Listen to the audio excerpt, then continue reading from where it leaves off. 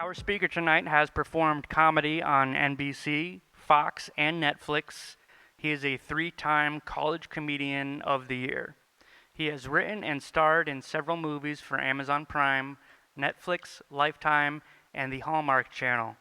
He is also a regular contributor to MSNBC. Please welcome to the stage, Jay Black.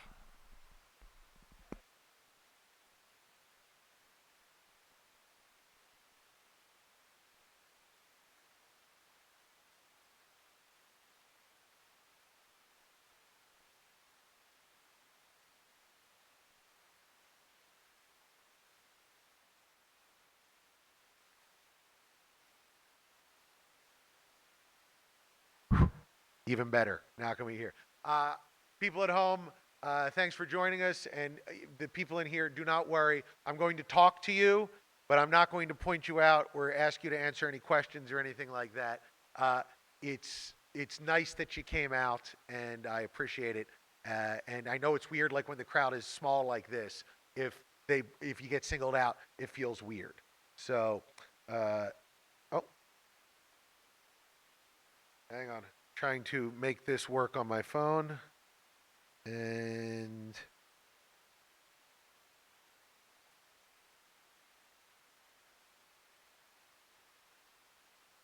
here we go. So what is this about? This discussion of social media, but specifically the chemistry of social media. How do things work in our brain in such a way that we get addicted to things, right? And I'll tell you a little bit about myself. I'm a comedian. I am a screenwriter, and this entire lecture sort of came out of my own journey. About 4 years ago, in October of 2016, I had a mental breakdown. I was addicted to Adderall and other stimulants. I had been drinking heavily, and I got to a place of being suicidal in the worst place of all, Las Vegas. Because if you're going to be anywhere when there's an issue happening, you don't want it to be in Las Vegas. If there's a place on earth that I think looks a lot like the fifth level of hell, it's probably Las Vegas. So I had this mental breakdown, and when I came back, my journey sort of turned into this trying to understand myself and where I fit in and how I got to the point that I got to. Just as a thing up front, no, I am not a scientist. So what you're going to hear during this lecture is a personal journey. Do not run out of here and go, Dr. J. Black told me all this stuff. This is a personal journey based on what I went through, the discussions that I've had with psychiatrists, with psychologists, with medical doctors, and my own research in trying to find out how things went the way they went. So here's where I got to where I'm at. If you see in this picture, my brother, my mother, and my father all died very close to one another. My mother died in around 2004, and then in 2013, my brother and father died 6 months apart. And that's where, and by the way, you can see nothing's coming up behind me, is it? I was hitting slides and no one said anything. So one of the things that we learn about in social media is learn that the slide isn't working. Sorry. That's the part where I said a little bit about me.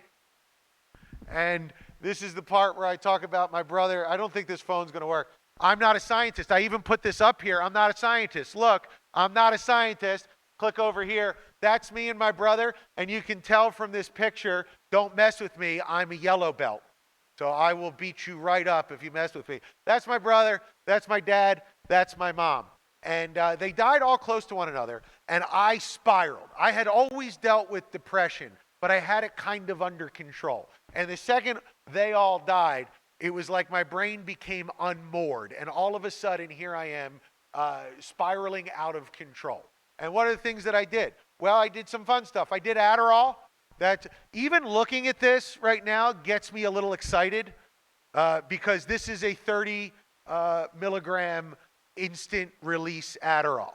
I don't know if anybody in here has it prescribed, but if you are addicted to it, I had it prescribed to me, and I don't know if I have ADHD, but I can tell you I do have addictive tendencies. And the second I got this 30 IR, I went out of control. I started at 15 milligrams a day. When I finally got to the end of my addictive journey, I was up to about 150 to 200 milligrams a day, which, if you know anything about Adderall, you know that's not just addicted, that's seeing through time. You know, I would take enough Adderall that I could transport myself to different dimensions. So I did Adderall. What else did I do? I found booze, and Scotch was my booze of choice.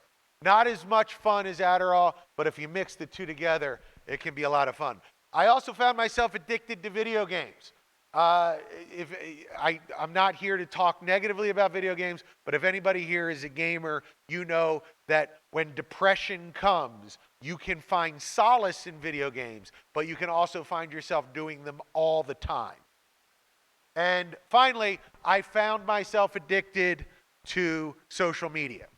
And, 2016, if anybody remembers, I don't know if you guys remember Donald Trump being elected into office, but as a very liberal Democrat who is spending a lot of time on MSNBC, all of a sudden I found myself in argument after argument across social media where I found 4 to 5 hours a day just disappeared into the vacuum of social media. And it was difficult for me because I kind of justified it with my lifestyle. I'm a comedian and a writer. I don't have a 9 to 5. And my day sort of, could be built any way I wanted it to be built. And especially as a comedian, I thought social media was sort of engaging in my job, and I didn't see it as an addiction. It's very easy to see drugs and alcohol as addiction. It's a little harder to see video games and social media as one. So, why would I do all of those things? This is an important thing that I've discovered. Is anybody here, and I'm not going to draw any attention, I know there's only 5 of us. Is anybody here ever dealt with depression or anxiety or any of those issues? Okay, so depression. Here's the thing I've noticed about mental issues like that. Depression doesn't seem like something that is out of your control. People who don't have depression say the stupidest things in the world to people who have depression. They say things like, well, be happy. Have you just thought about the good things in your life? Maybe just think about the good things in your life. This is the equivalent of going up to somebody in a wheelchair and saying, well, have you thought about walking? Why don't you just do that? Have you just thought about getting out of that chair? That would make you a lot happier, wouldn't it? That's how ignorant we all are. And even people with depression are like that. There's nothing worse than to say somebody with depression, hey, have you thought about all the good things in your life? Because you go, yeah, I have, and I'm still depressed. And that makes me more depressed. And one of the things that people don't understand either is how addictive nature works the same way. Because my wife, when everything was all said and done and I got off all of this stuff, she asked me a very complicated question. She said, if you didn't like it, why did you keep doing it? If you didn't like how you felt at the end of a night where you would use Adderall to drink more and then drink more to come down off the Adderall, if you didn't like how you felt the next morning when you couldn't get up to hang out with the kids, why did you keep doing it?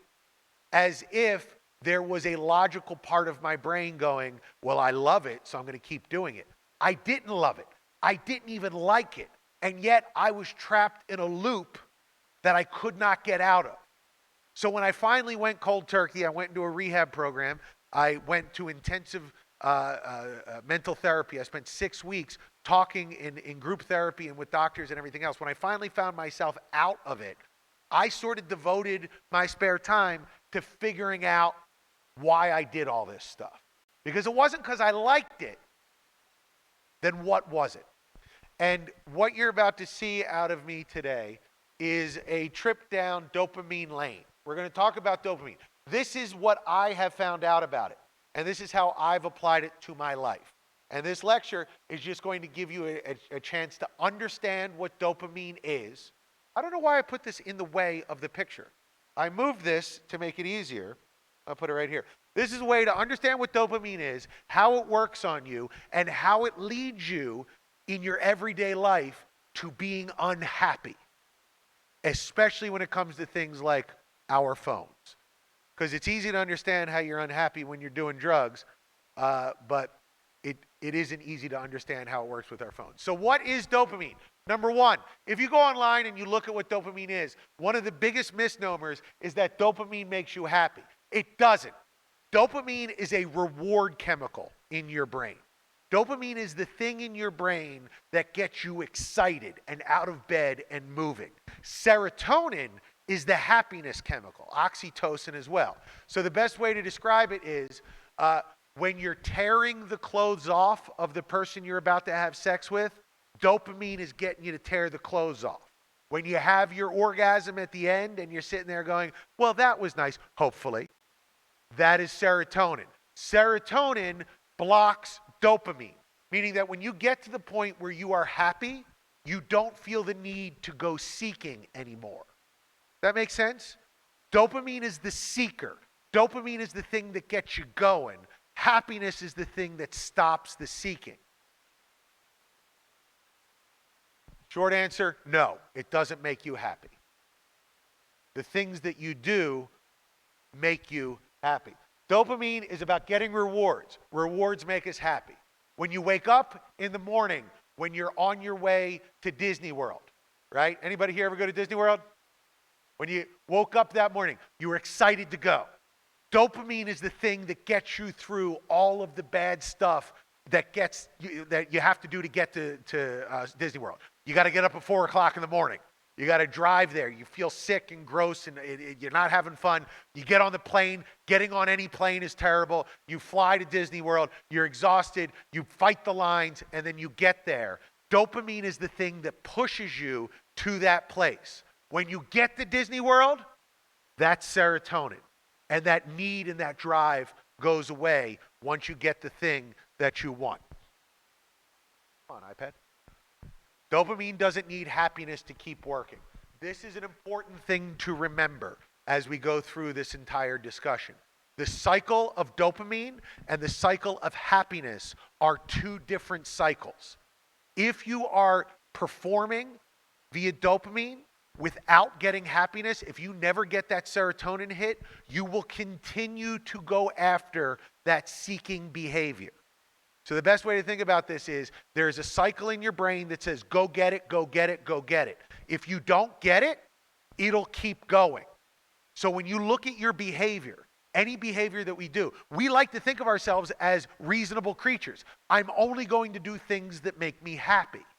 But if you're being driven by dopamine and you never get to that happy place, you will continue the behavior over and over again. And to outsiders looking in, it'll look like you're doing stuff that makes you happy. It will look like to you that you're happy. You're going to say to yourself, well, I must be happy, I'm doing it. It's important to understand that there is no connection between happiness and dopamine. Dopamine is seeking happiness. If you don't get it, you're going to continue to seek it. So how does it work? B.F. Skinner actually put this together. The way it works is you are looking for a reward. This is how dopamine works. Unexpected rewards are the best rewards. If you don't know that it's coming, it will give you a bigger dopamine hit. So what happens is baseline cue reward. Your baseline, that's just you hanging out, just a regular person. The cue, let's think of a cue. Let's think about, we'll get the loot boxes in a second, but let's think about that for a second. You get a loot, anybody, you're a gamer, you know what loot boxes are, right? Loot boxes is something you hit it and something might come out of it. So let's say you come to the loot box the first time. If you tap the loot box and it pops open and you get something, that's your reward. You get happy. So now your brain gets into a cycle. When you see the cue, you get excited for the reward. What happens is once you think that there's a reward, once you learn it, you start getting the dopamine hit when you see the cue, right? The cue is you're no longer happy about what you're getting from the reward. You're excited when you see the loot box no matter what, even if you don't get the reward. And that last graph we'll talk about in a second, but in order to do that, we need to learn about B.F. Skinner. So B.F. Skinner, anybody, you recognize this guy? Principal Skinner. He is actually, and this is no lie, named after B.F. Skinner, who was a 1930s psychologist who invented something called Skinner boxes. He said that all human beings are Skinner boxes. Basically, they are reward seekers. And you can determine all behavior through adapting reward. So, what he discovered was there are two things that get you addicted to reward-seeking behavior. Number one, we perceive a reward to be delivered at random. This is important. If we know exactly what we're getting, we don't get the dopamine hit that we normally get. And number two, checking the reward comes at very little cost, right? They did this experiment with rats. They put a bunch of rats in a cage, and they put up a little lever. And if you press the lever, treat comes out. But here's the thing, and this is an actual number that they came up with. It's about a third of the time is the optimal thing. If you hit it and every third time you press it, you get a reward, the rats will very quickly become addicted to tapping the lever, to the point where they'll tap the lever more than they will go over to a place where they know there's food, because their brains get into a dopamine cycle. They get excited. I'm going to tap it, food comes out. Now here's what Skinner did. After he got them addicted, he took away all the treats, so that if you just tap it, nothing will ever come out. It took literally thousands of taps for the rats to unlearn to press that thing. They kept pressing it even when there was food available and there was nothing coming out, because their brain had gotten to a dopamine loop. There's no happiness that comes from that, but their brain was still addicted to it. Is this making sense so far? We seeing it? All right, good. I was trying to think, what is the best introduction to dopamine in human beings? And this past Valentine's Day, it occurred to me, I have two daughters and my wife, and I got them all boxes of chocolate. And I realized that boxes of chocolate are the perfect example of dopamine working in human beings. Because when you get a box of chocolate, the key to it is that you don't like all of those chocolates. There's only a couple that you really like. So why the hell do we want boxes of chocolate?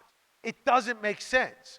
What you should go out and want is just your favorite candy in a box, and you know what you're getting. But your brain doesn't work like that. Your brain likes, well, what's this one? And it's even better if some of them are bad, right? If you bite into it and you go, ugh, that increases the dopamine, because you're searching for the ones that you love. And the search is what drives us. So understand, dopamine pushes us, serotonin stops us.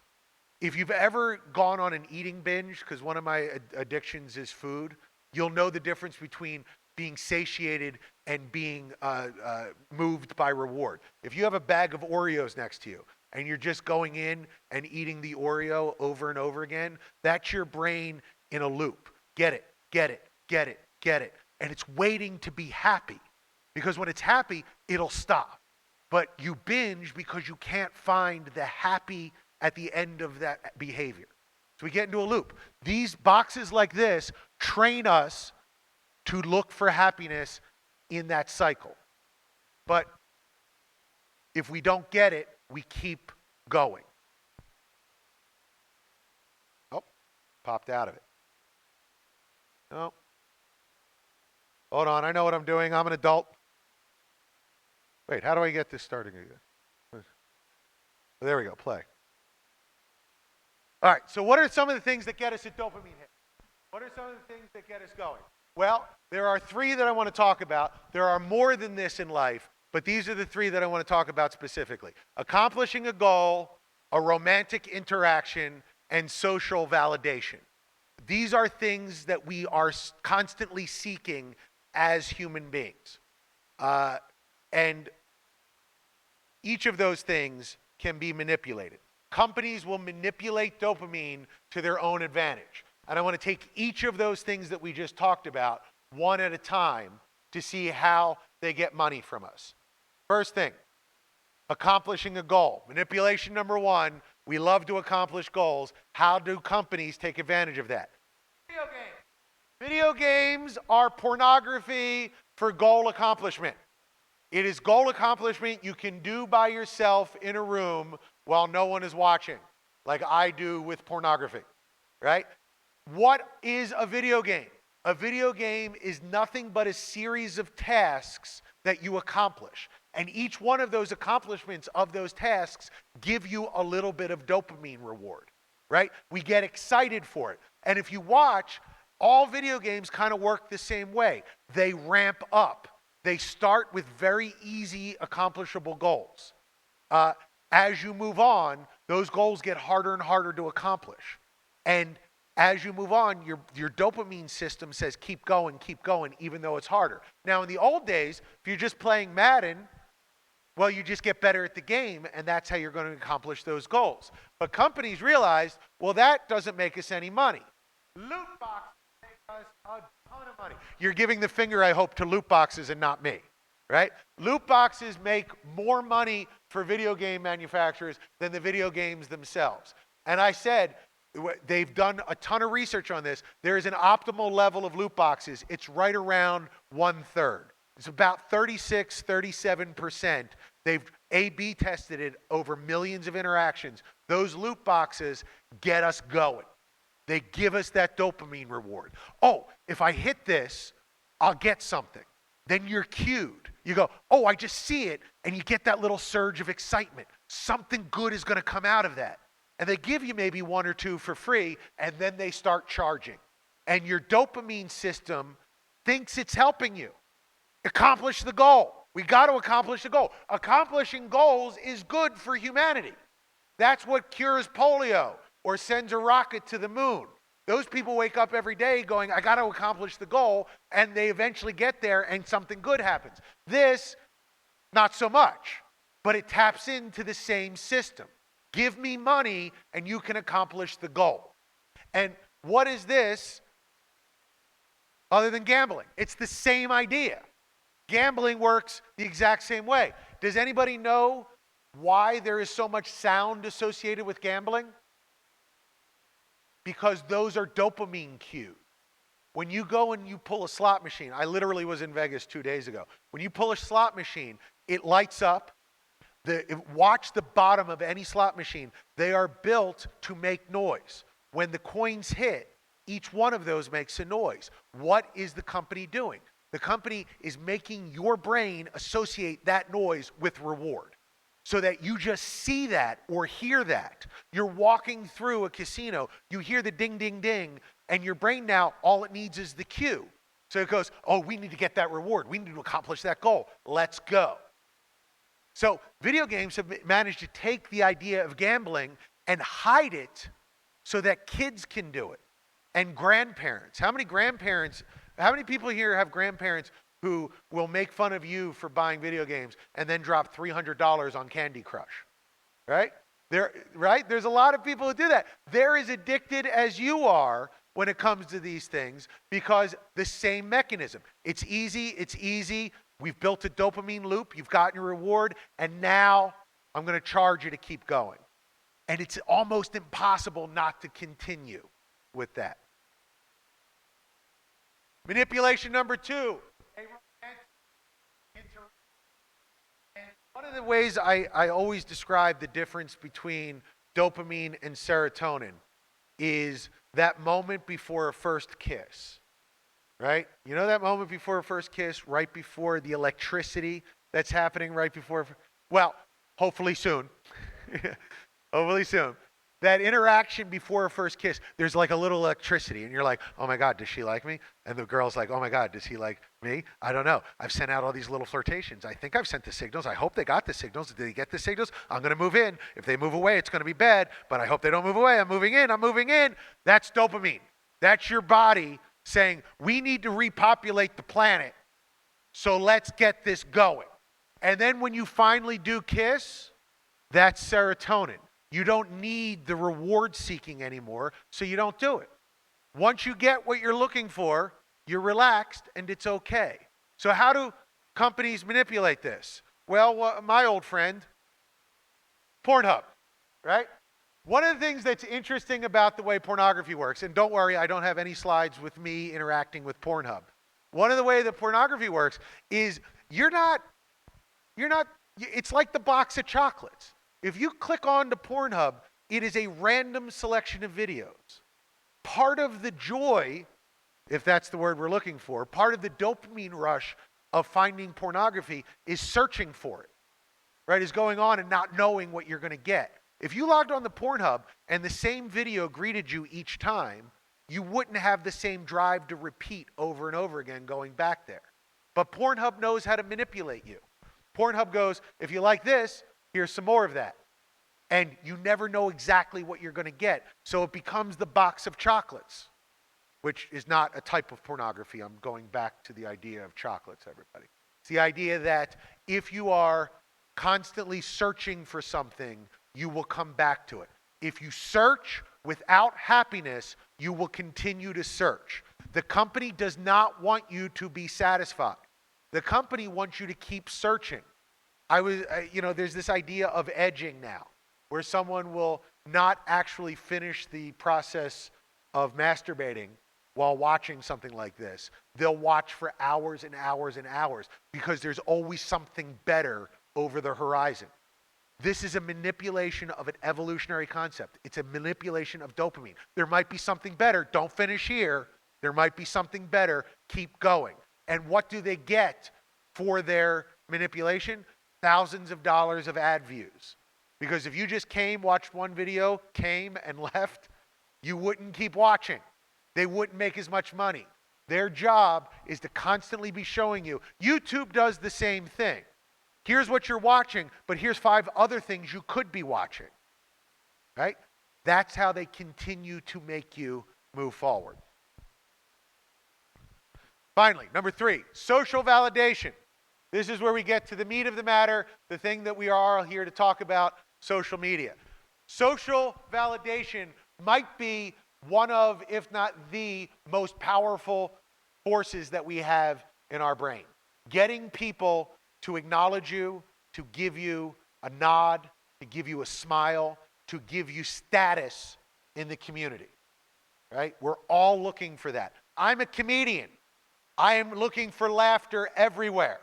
I know there's only 5 of you in here, or 6 of you. Every time you laugh, I get happy, right? Because you're my good laugher. You're a smiler. You're a good smiler. I think the people in the back have fallen asleep, and you've taken pictures. You're my laugher. When you laugh, I'm like, I'm doing it. I'm winning, right? We're all like this. When you're in class and you say something funny, and the class laughs, or the teacher, if you make a point and the teacher goes, hey, that's really good thinking, that's social validation.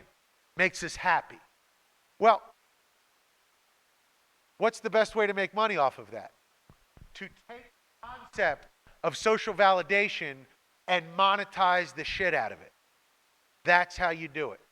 And I chose Instagram because I think Instagram is probably the social media of choice amongst college students. I know it's not Twitter. Am I right in Instagram? TikTok too, maybe?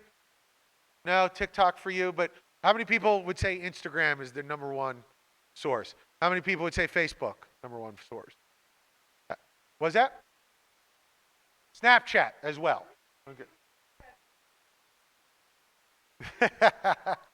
So, regardless of whatever you're talking about, social media is a machine that takes your need for social validation, your dopamine drive for social validation, and turns it into a monetization machine. And how do they do it? Likes. When you get a like, regardless of who you are. And I should probably have said this up front, but I'm going to say it now. One of the things I'm going to tell you, I'm going to say how the human brain works, and there might be the people in this crowd and the people at home might go, well, not me, I'm too strong for it.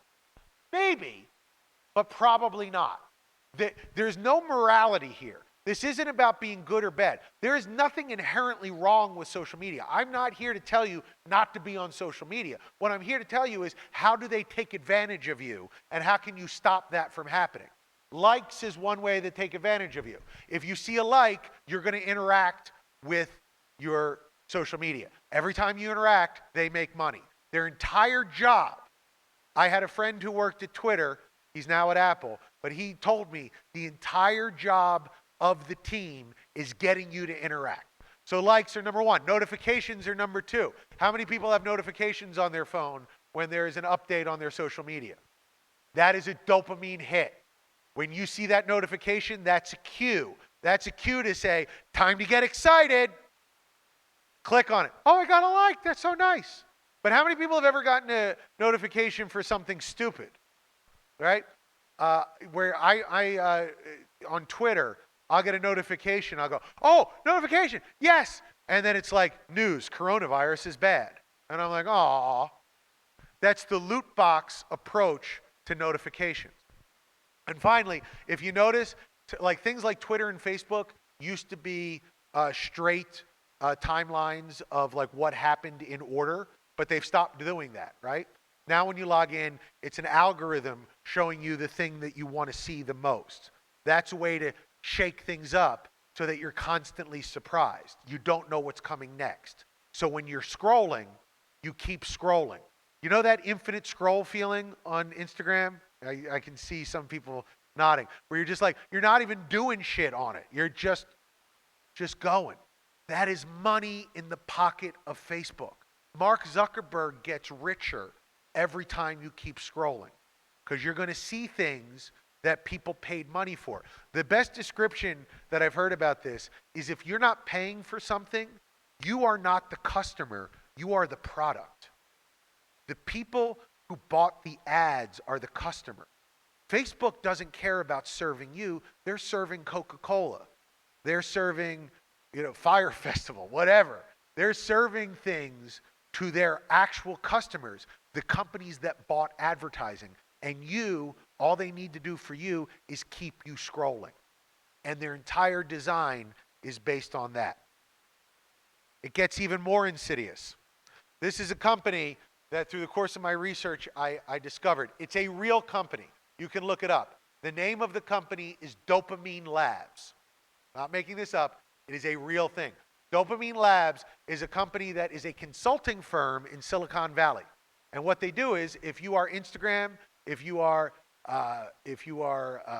Facebook, if you are Snapchat, and you are trying to figure out and devise ways to keep people scrolling, you hire Dopamine Labs as a means to keep that up. In doing the research for this, I have found out that one of the things that they did for Instagram is this.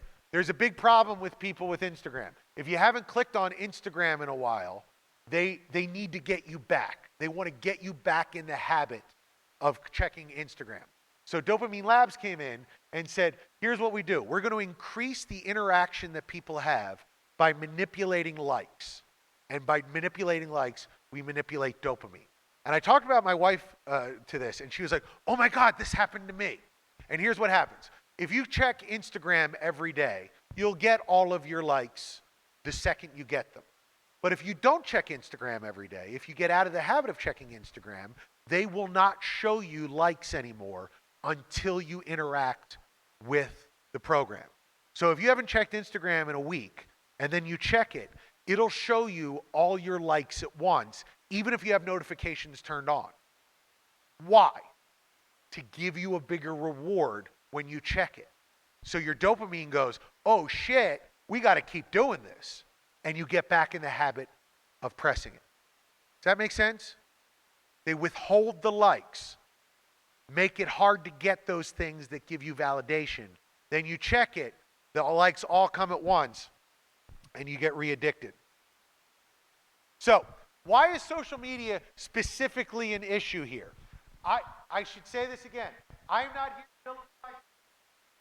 here to tell you you are wrong for watching and using social media. But social media is particularly bad about manipulating this stuff for a couple of reasons. It's socially acceptable. If you, even in this lecture, if you pulled out Snapchat or Instagram, I can't get mad at you.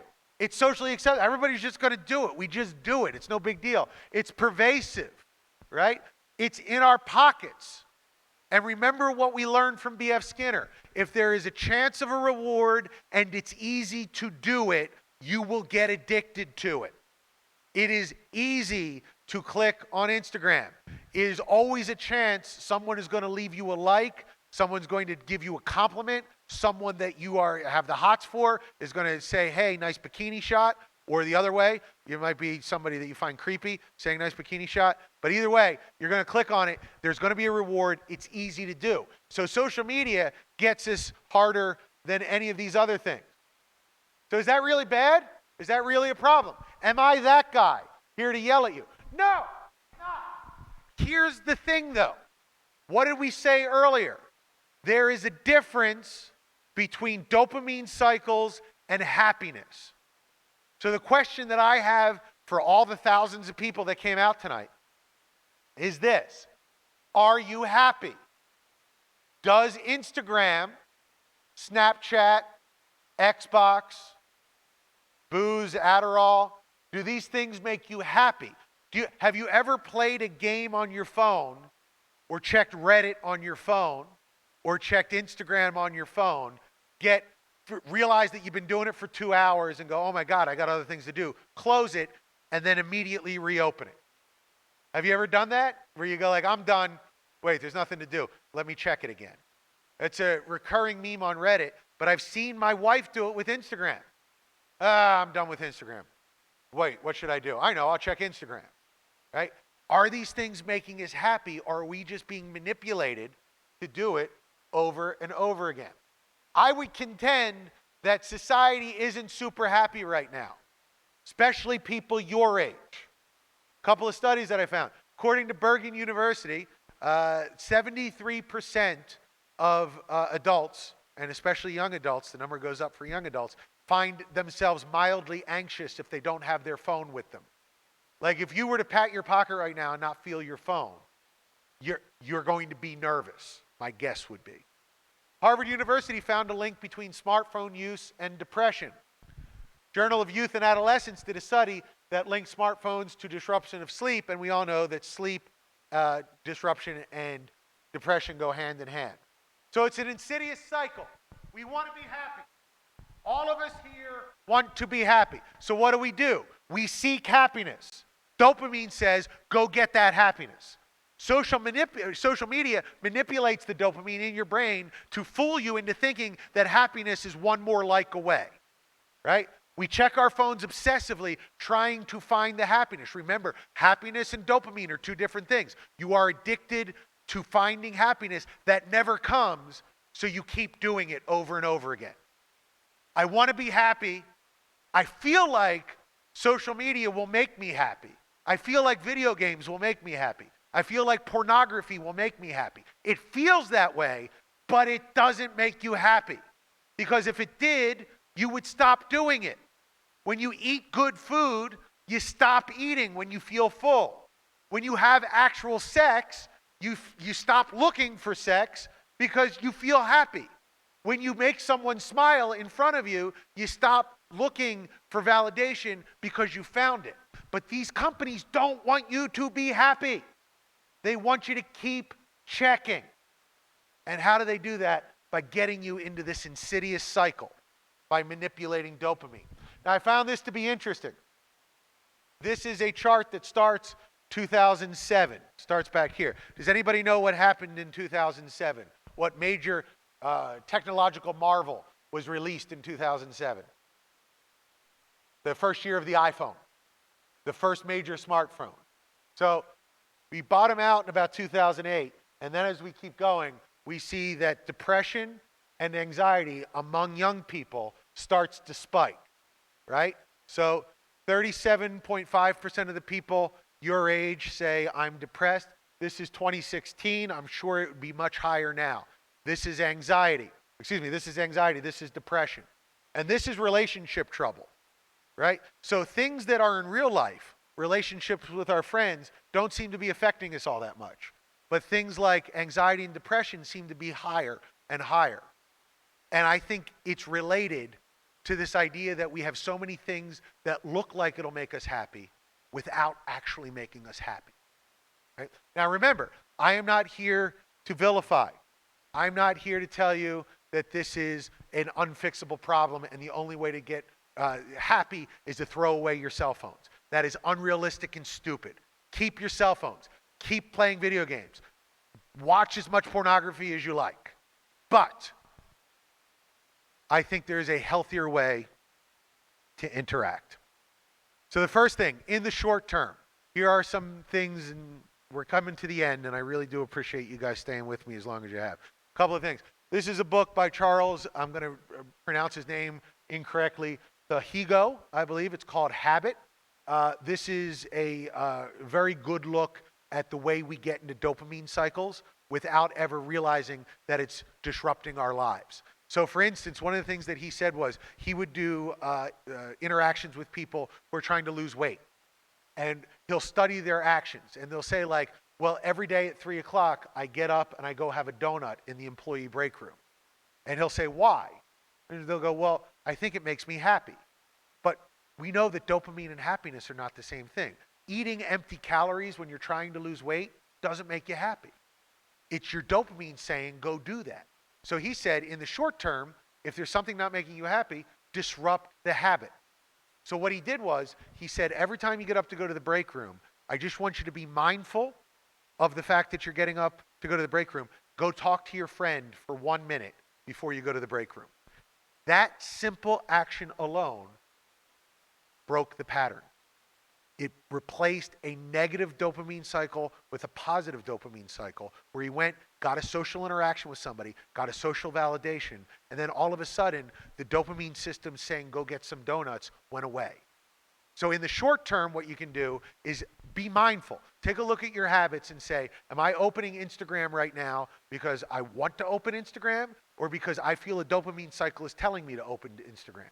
And if that's the case, just 1 minute before you open Instagram. The challenge is 1 minute, do literally anything else that makes you feel good. Call a friend, right? Go do 5 jumping jacks. Seriously.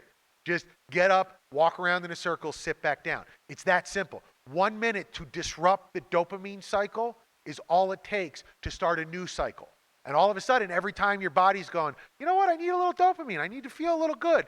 You're not just mindlessly checking something that puts money into Mark Zuckerberg's pocket. You're doing something beneficial for yourself. In the long term, here is the ultimate point of all of this. And I know a lot of you are like, thank God it's been 45 minutes. Please get to the point. Here's the ultimate point. Align your dopamine cycle with your goals for happiness. And here's what you need to do. This looks simple, and I think to describe it is simple, but to actually accomplish it is kind of a goal that we all have in life, right? Which is, how do we do it? Make a list of your goals as a person. Make a list of things that make you happy. Now, I'll give you an example of this. I got off Twitter for 3 years when I went through rehab and started to say, let me focus on the things that make me happy. And about 6 months ago, my management said, hey, if you want to be a comedian in 2020, you need to have social media. So I decided I was going to start with Twitter. And all it took, instead of thinking of it as a way to kill time, was to think of it as a method to increase my career. And I recontextualized Twitter to be something that works towards a positive benefit. I want to get more gigs. I want to make more money. How do you do that? Well, social media is a part of it. So my interactions now with social media have purpose. They're no longer just scrolling forever. It's get on, make a post, interact with a few people, get off, and remember that there is a goal involved in my life, right? So if you have a goal, align it with the things that you are in dopamine cycle with. Look at the dopamine generators in your life. Ask yourself if they are making you genuinely happy. Have you ever gotten to the end of a food binge, a pornography binge, a binge on Instagram, hours of scrolling, a binge of video games? Have you ever gotten to the end of one of those and gone, I don't feel good. I don't feel happy right now. That's your dopamine being manipulated outside of your happiness cycle. So you can play a video game. I love video games. My son and I played the living shit out of Fallen Order. I know you're a video guy. Did you play Jedi Fallen Order? So good. But I recontextualized it. It was my son and I, a half hour a night. And we would exchange. Every time he died, I got the controller. Every time I died, he got the controller. And it was such a beautiful interaction built around me and my son bonding versus me just killing 5 hours when I'm in a hotel room in SUNY Canton with nothing to do, right? We recontextualize the things that you're doing honestly to ask yourself if it's making you happy. Because if it isn't, why are you doing it? Why are you mindlessly opening that app? Would those 2 hours be spent better doing something else? Or can you log in, do it real fast, make yourself happy because you're reconnecting with friends and family and not just throwing shit out there and hoping that people like it, right? There's a way to engage with it healthily. And as we said in the other two, see if you can recontextualize the things that you're doing to make yourself align with your goals and your happiness. Almost to the end, guys. Leave you with this. This is a quote from 2 years ago. I'm going to kill this guy's name. I'm going to do the best I can. It's Chamath Palihapitiya. Yeah. I'm sorry if you're watching, Chamath. I could not pronounce your name. It says, I feel tremendous guilt. The short-term dopamine-driven feedback loops that we have created are destroying how society works. That's the former vice president of user growth at Facebook, admitting that the entire business model is built on dopamine feedback, all of it. If you're aware of it, you can take methods, you can take steps to disrupt it. It is not your fault. It is not your fault that you get addicted to things. But it's your responsibility to figure out a way to get yourself to a place where you're no longer addicted and your interactions can be healthy. And that's the Don't At Me lecture. Oh my God, no, a standing ovation, I can't take it. No, it's all right. So the people at home, I hope that was usable. I hope this was something usable for you guys. I saw you taking pictures. Is this for the student paper or student activities? Very nice. And I hope if you got something out of this, I can come back next year. I want you to think about this.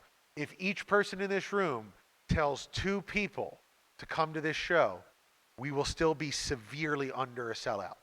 So tell 50 people and let's spread the word on this. Thank you so much for coming out and have a great night, guys.